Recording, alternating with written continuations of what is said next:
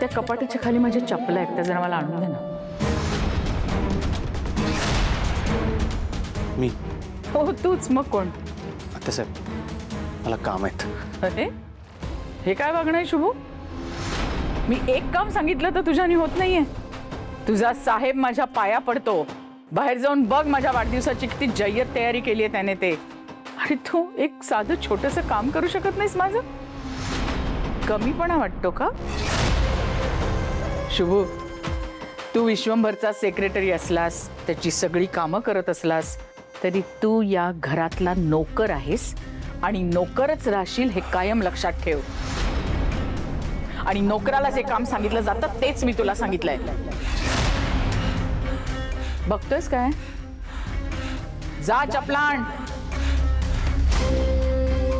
आता साहेब तुम्ही काय विचार करून मला हे काम सांगायला की नाही ते मला चांगलं ठाऊक आहे. हेच काम साहेबांनी, श्रावणी मॅडमांनी सांगितलं असतं ना, मी लगेच केलं असतं. डोक्यावरून वाहून घेऊन आलो असतो. अहो त्याच्या पुढचं सांगतो. हेच काम मला सिक्युरिटीने मी सांगितलं असतं की नाही, तरी बी त्याला मी चप्पल आणून दिलं असतं, स्वतःच्या हाताने घातलं असतं. पण तुम्हासनी अजिबात नाही. म्हणजे त्या सिक्युरिटी पेक्षा सुद्धा माझी किंमत कमी आहे?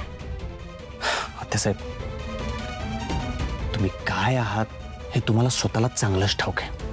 मी उगीच बोलून माझ्या जिभेला कशाला त्रास देऊ? ए शुभू, आत्यासाहेब हो, तुम्ही किती बी ओरडा तरी बी मी नाही करणार.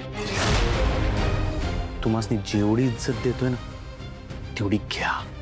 तुम्ही किती बी आदळापट करा, साहेबासनी सांगा, तरी बी मी तुम्हासनी इज्जत देणार नाहीये. त्यामुळे स्वतःची चप्पल स्वतः घ्या.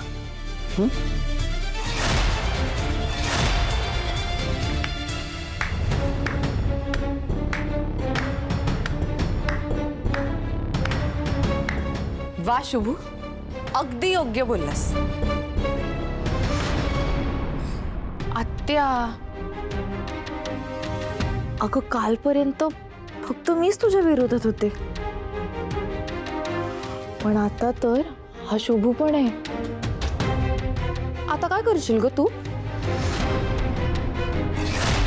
मी काय करू शकते हे तुम्हाला दोघांना चांगलं माहितीये. म्हणजे काय? चांगलंच माहिती आम्हाला.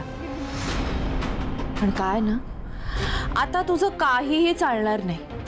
उलट मी तर म्हणतेय, आत्या आमची जोडी तुला आता भारी पडणार.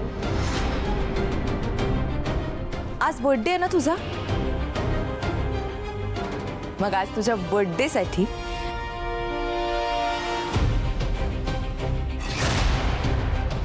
आमची ही जोडी तुला गिफ्ट.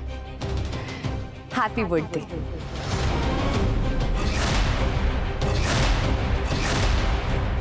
शुभू